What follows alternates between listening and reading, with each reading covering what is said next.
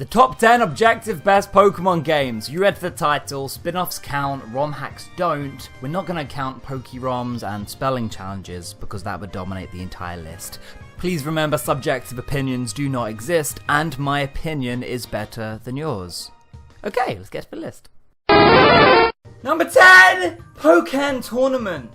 Naruto Ninja Storm and Tekken fused together with Pokemon mascots. It's a creative butter mash with gorgeous visuals. It could play smoother, but as one of the few games worthy of a Wii U purchase, it holds up.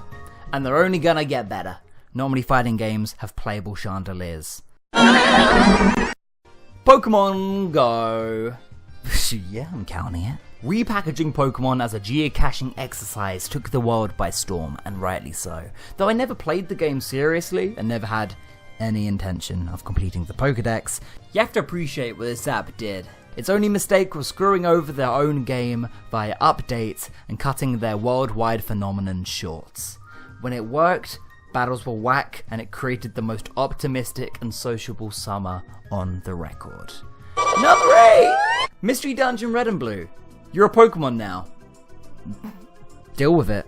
Though the gameplay isn't for everyone, I played Mystery Dungeon for the cute sprites, recruitable team members, and nostalgia music. Now I replay it, the story is surprisingly deep and filled with high stakes, as your character and partner are hunted across the Pokemon world. But mostly I play for the magic seagull who brings you job offers in the mail.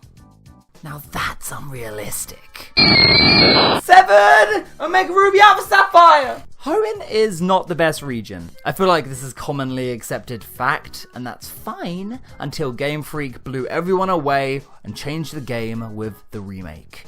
The 6th gen engine That's some spicy food. Fuck, it's hot. The 6th gen engine hits its peak with the PSS Poke Tracker, encouraging you to actually go out and catch them all. The graphics are gorgeous, and it's a re-energized story that makes Ruby and Sapphire feel more than just a 2003 ROM hack. Number 6! Pokemon Snap. Pokemon Snap, snap them all up before it's too late! Look you going around catching them all with your bare hands, like a dickhead. All Oki needs is the photos of them, you dingo. Pokemon Snap is a great game that makes me wonder why photography games didn't pick up as a genre, and now we're 20 years too late for a sequel. The Wii U was a perfect opportunity, but fuck it. Black and White 2. Weird.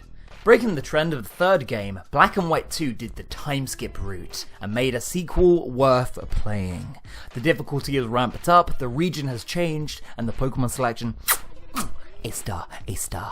Any game where I can catch Dunsparce in the opening 10 minutes, that's game of the year. The legendaries are really poorly handled, but Gen 5 was done so well that there's very little to complain about. 4. Oh, someone shut these fuckers up. Loudred. Fucking Loudred. Platinum. I mean, Sinnoh's pretty fun, right? 3! Black and White! But the first ones! Not everybody was pumped about Pokemon attempting a soft reboot, but I loved it. No returning Pokemon, no Pikachu. Here, you get this ice cream, some gears, and this Camp Monkey. Now going towards Pokemon. A story in a Pokemon game seems almost foreign, yet it completely worked with Prince N and his polite rivalry. The best thing in any Pokemon game. It was completely fresh, the sprite art is gorgeous, and it elevated the series in terms of stakes.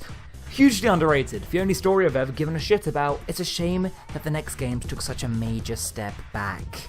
And yeah, X and Y, Sun and Moon, get that pussy shit out of here.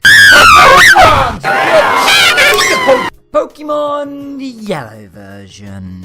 Pikachu, the yellow bot with Pikachu on it.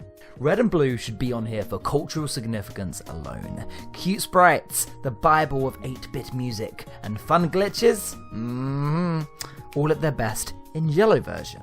This is the first time in the series that the Pokemon actually look like the creatures they're meant to resemble, but it's also the most difficult game in the series.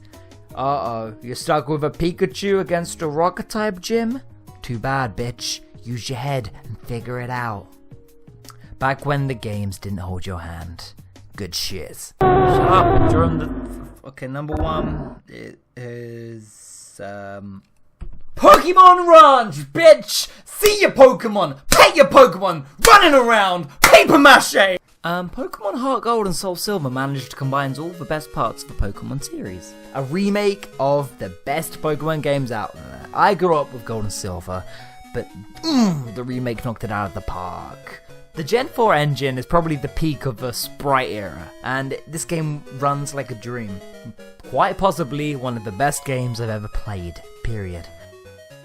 Heart Gold manages to be both nostalgic and completely new, the absolute peak. 2 regions, all the Pokemon, the best starters, Team Rocket, and Dunsparce follows you around. This game's a fucking pleasure. And there you go, top 10. You've got a problem with it? Write down in the comments, fight me bitch. Comment, like, subscribe, and suck my Digimon dick.